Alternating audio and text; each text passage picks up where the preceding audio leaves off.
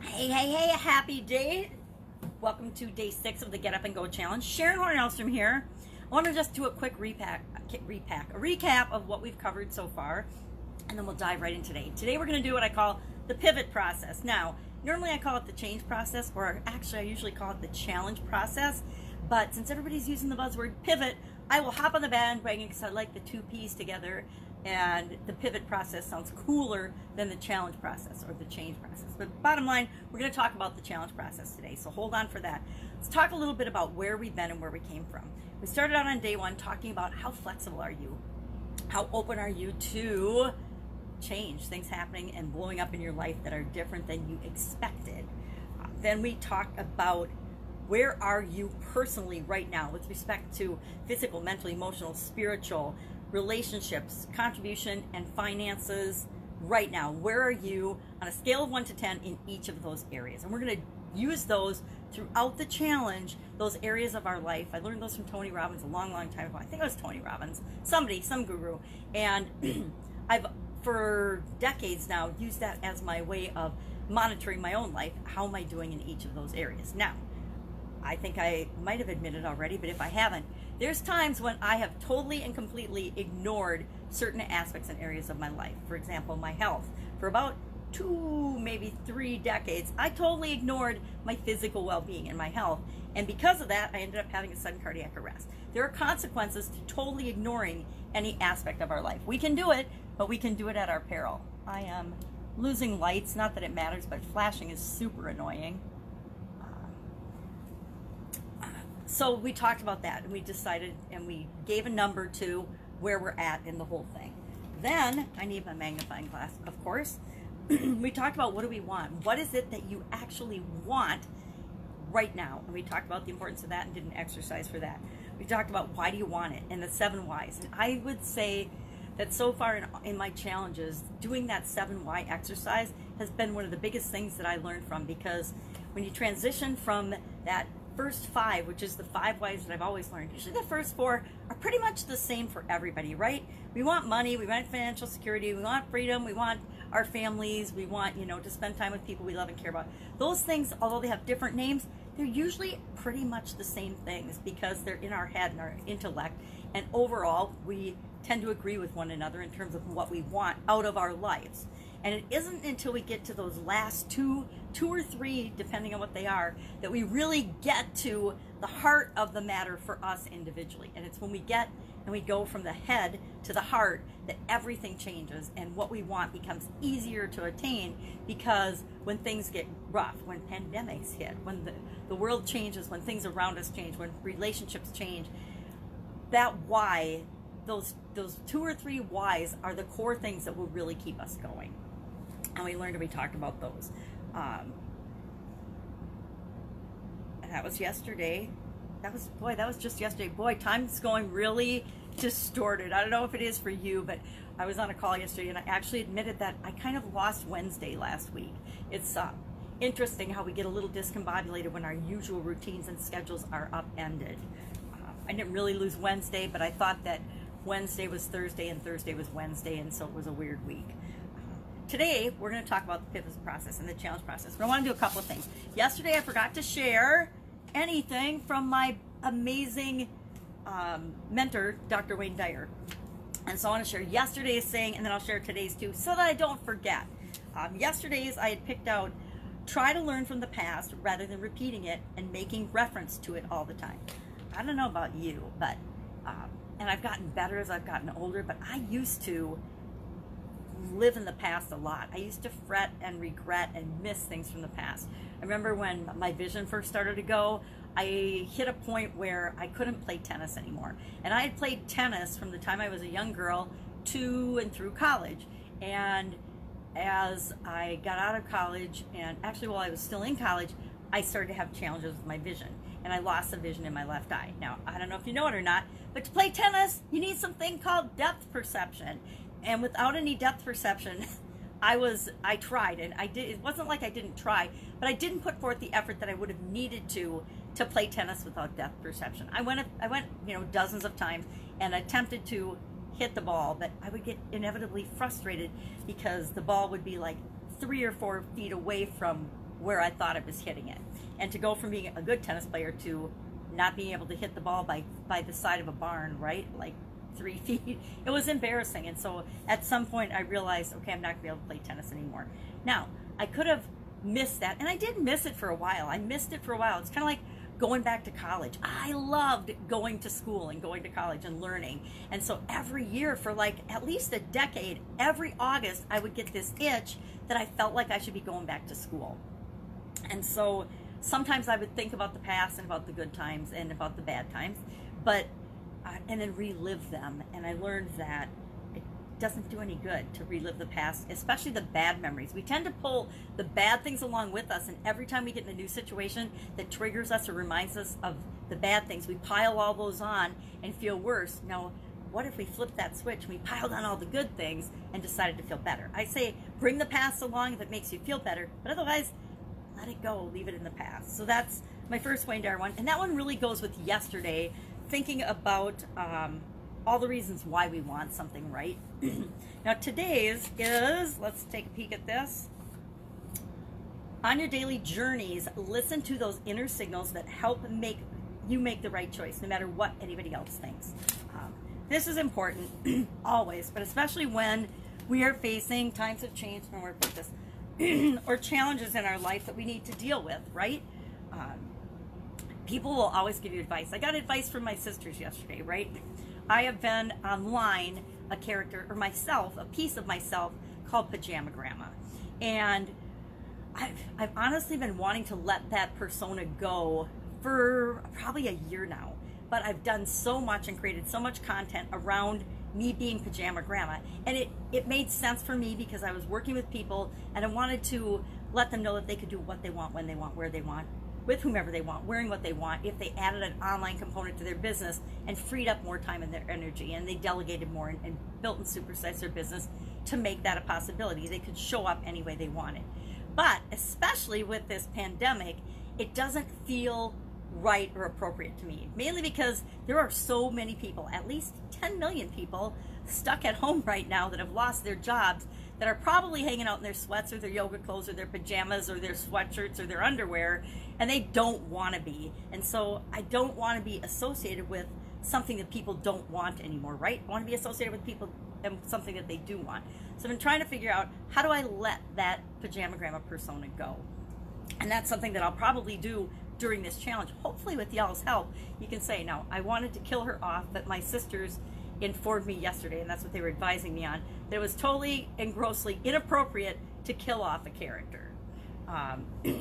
Now, we were brainstorming, I was brainstorming with a group that I work with, ideas of how to kill her off, and apparently that's in very poor taste. So we won't kill her, we will just find a way for her. And then my sisters were saying I should send her to an island. I'm like, how during the coronavirus is she going to get to an island where there's no communication and no computers? But it's really funny, the advice people will give you.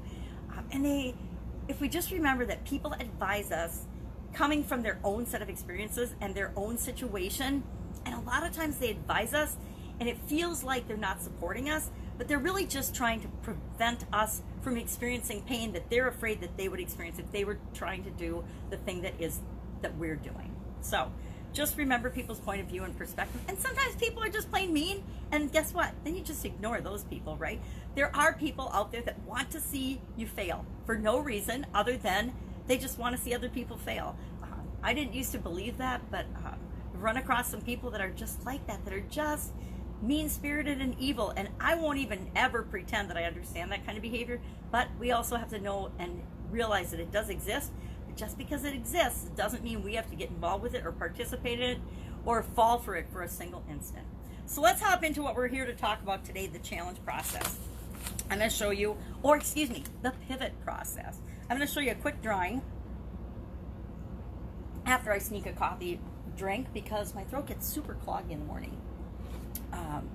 This is a very fancy sketch of, and I will put a picture of this in the comments below, but we'll talk through it, of I call it the long process, the big challenge process. Now, we can overcomplicate things in life as much as we want, or we can make them super simple.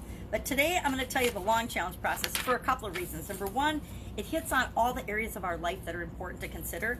Number two, well, I guess that's the main reason, And then tomorrow, we will go through what I call the short version of the pivot or challenge process.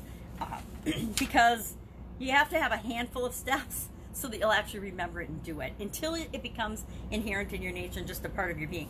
This process, it took me a while to write it down because I'm so used to doing it on autopilot that I had to think about, well, if I really think about what I do, how do I do and what steps do I actually go through to face a challenge, to face a predicament, overcome a problem, to pivot or make a change. And really it's a change process, right? I know the word pivot is cool because it rhymes with they both are alliterations, pivot process. And so everybody, all the keywords in the buzzword and online community right now are pivot this, pivot that, pivot this, pivot that. It's kind of like the word scale or the word, there's so many of them, right? Suffering, we have to suffer for what we want. We have to hustle, we have to hack. All those terms, they go around, right? But they usually mean or refer to something else. To me, I don't like the word hack. To me, I'm going to model things. I'm going to learn from other people. I'm going to continually improve. I'm not going to hack anything. So hack to me is something you do with ice. You hack off a hunk of ice for your beverage or something. So let's talk about the process quickly. And then what I'm going to have you do for your assignment, I'm going to give you your action item assignment right now. So I'm going to have you think about a challenge or a problem or a situation that you faced in the past, and I'm going to have you work through this, and I would scribble down notes on a piece of paper, each step of the process, how you walked that problem through this. Now, you might not have done it this way, but what would you do? We get to rewrite history today. How would you handle that challenge or that situation and walk it through this process? Now, I'll let you in on a little secret. Tomorrow, we're going to take this pandemic thing, so don't do the pandemic in your situation today, because tomorrow we're going to take it through the short process. If you want, you can take it through the long process and then take it again through the short process tomorrow and note the differences. But today I'm going to recommend that you pick something from your past, because we've all had challenges. We've all had situations where we've had to change. You know, might be a relationship challenge. You know, maybe you went through a divorce or a bad breakup. Maybe you got married. That's a challenge, right? It might be a positive challenge, but it's a challenge to get married and live with another person, especially if you haven't lived with another person before.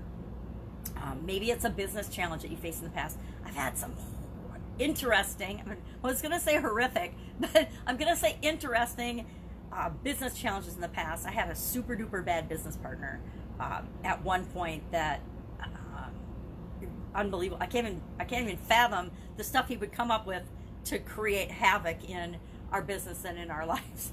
So I had a super bad business partner. So I could do that one and what I did to face that challenge, something like that. Or you could have maybe a school situation or a relationship, maybe a friendship, maybe you lost a close friend over something, whatever. But pick something from your past, and as we go through these steps, think about how you might have applied each step to that particular situation for you. Because if you make it personal, if you go through it with yourself and with your own situation, it's going to be a lot more powerful than me sharing an example. So what's the first step? The absolute positive first step is something happens, right? Something happens, usually outside of us, that we need to respond to. We need to have a reaction to.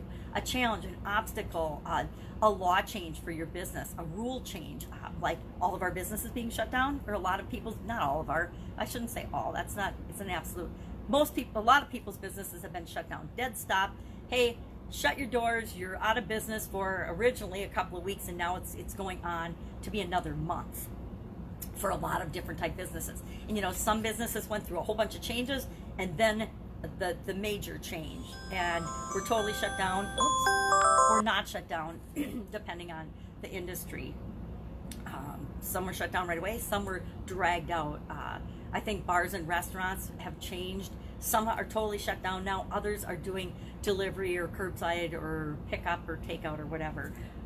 But that's still a massive change in a few days. I know in Wisconsin, at first you could only have 50 people or something together, and then people had to be spread out, and then all of a sudden it was 10, and then it was just done. Hey, you can do takeout, you can do people can call an order, or you can do delivery, but you can't have people congregating in your businesses anymore. So something happens, right? First step is always something happens, and we need to figure out how we're going to respond to it. What are we going to do? Well, that triggers in us a whole lot of things. Number one, it usually triggers an emotional response, right? And so the next step in the process is consider your emotions. And most of the time, this is just automatic and we don't do it, right? Something happens, you find out your spouse is cheating and you immediately go into an emotional response. You don't necessarily be rational about it. How do I know? Been there, done that, right? So immediate emotional response. And then that emotional response is, of course, comes from our beliefs. And I usually do beliefs first, because if I'm thinking through this process consciously, my beliefs are going to come to mind before my emotions. But really, a lot of this stuff happens simultaneously, and it happens so fast, it's hard to separate it out. That's why it's easy, or that's why it's important to go through slowly, step by step, each segment, so that you know and understand more of how this happens so fast and how it happens automatically. So your beliefs kick in, and your beliefs about the past, your beliefs about your experiences, other people's beliefs come in to play, and our emotion, our beliefs, they all mush together and they cause our initial reaction, which hopefully we can take a deep breath, count to 10, and not react right off the cuff before we've done the other steps in the process. I know when I was younger, a lot of times I would just react and explode, right? Which is seldom, if ever, the best response to any type of change or any type of challenge or any type of obstacle or situation, right? Exploding, losing your marbles doesn't usually help anything. And that's why we want it actually to be one of the conscious first things that we consider. Well, after we figure out and get our emotions in check, and we look at and say, okay, what beliefs are causing me to have this initial reaction and these emotions, and let's take the relationship blowing up example, because that's a good one and it is emotionally charged. Spouse is caught cheating. Initial response is, well, there's a lot of them, but the beliefs then that come into play are, hey, if somebody is unfaithful, I can't be in a relationship with them. Now, is that my own belief, or is that a belief from other people? Well, it's a belief from other people, but it's also my own belief, and so I'm sticking with it. And so the emotions and the beliefs are, something needs to change. I'm not going to be in this relationship anymore. And then we go to the info gathering stage, where we're gathering all kinds of information to determine what the heck is possible, right? Which leads to the next step. We're going to start going out. We're going to research. We're going to ask people. We're going to get advice. We're going to do some information gathering. We're going to go to, experts. We might, decide that we need to bring in an expert, a marriage counselor, or we might need to bring in a psychologist or a psychiatrist, whichever one's which. And we're going to start gathering information. Normally, when I need to gather information, the first place I go is online, and I go to Google or one of the other search engines, and I start researching the topic or the thing that I am having to make a change about, right? So I start to gather options and look into different options. So what are my options? Well, I can forgive my significant other and I can stay with them. I can leave him and just be in limbo. I can get divorced, all different things. But I want to look at, gather information, figure out what are my options. The next step is to brainstorm what are my different options. A lot of times when we're in a change situation or an emergency situation, kind of like what we're going through right now, we don't consider not all of our options, but we only will consider like one or two options. We think that it's black or white and that there's only one or two possible ways that it can be handled. So I'm either going to get divorced or I'm going to forgive the ex. No, there's a whole lot more options in between if I'm opening myself up to exploring and looking for what those options might be. So I gather information, I'm going to brainstorm the options, then I'm going to select what I think is the best option for me. And that comes to our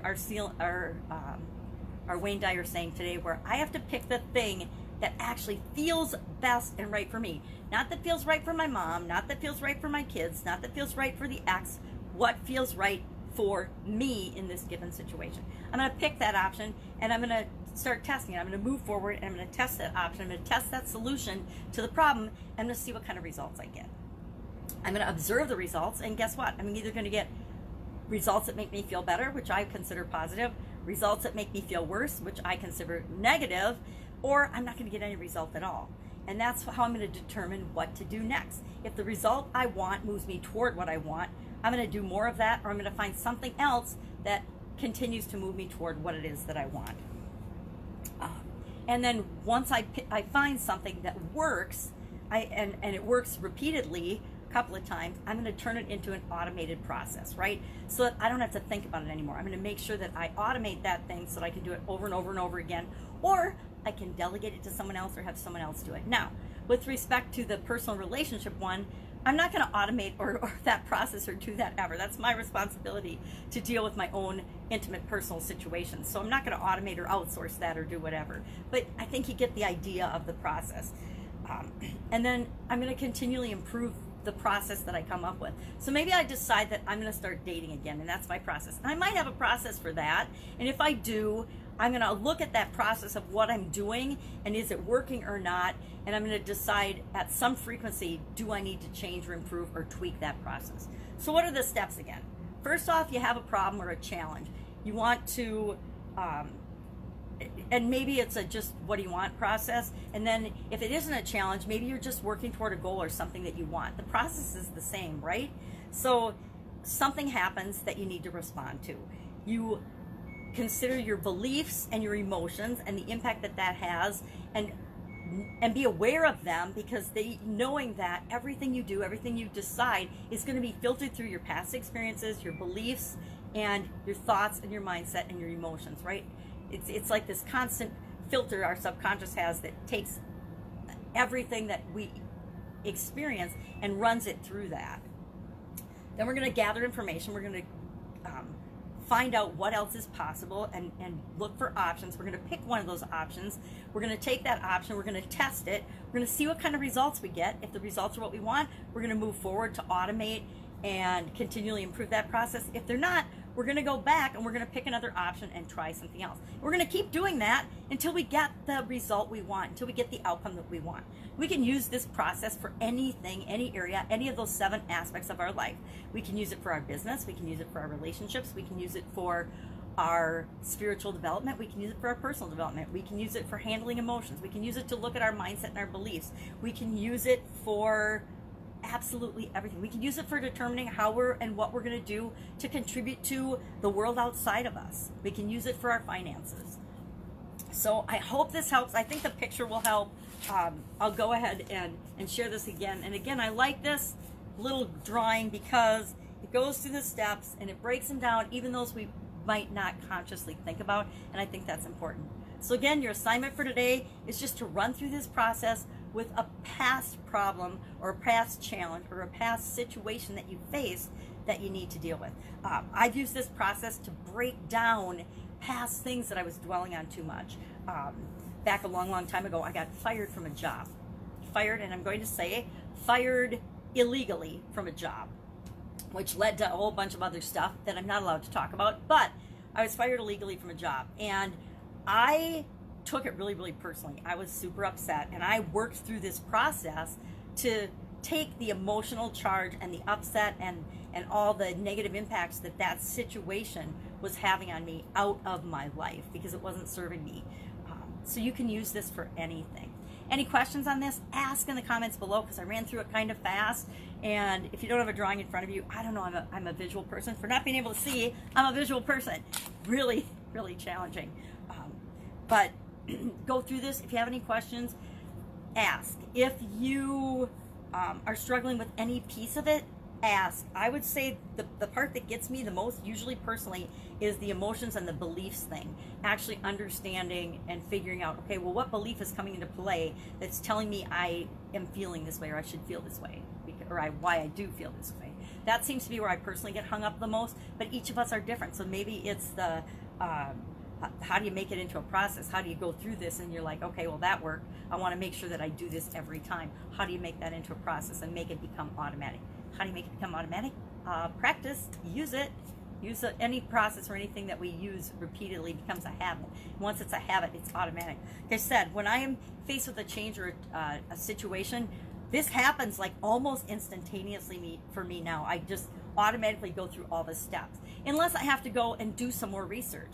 You know, when I first heard about the pandemic and everything, I didn't panic at all because I had already run through this in my mind. Okay, well, what does this mean to me? What does this mean to my business? What does this mean to my family? What do we need to do to prepare? And it just automatically, each area of my life ran through this process, and I knew exactly what I needed to do to make sure I took care of myself and handled each of the different areas and aspects of my life. Now, do I have challenges in certain areas? Absolutely. We all do, right? And am I plugging away at those? Yep, I sure am. But I'm doing it in a calm way because I know exactly what to do next in each of those areas. I'm not freaking out about, I don't know what to do, because I absolutely positively know what to do. And I want to make sure that you feel that way too. So that's it. That's it for today. I will, of course, be with you tomorrow. Have an amazing day. And I don't know what to tell you. Take care of yourself and take care of each other.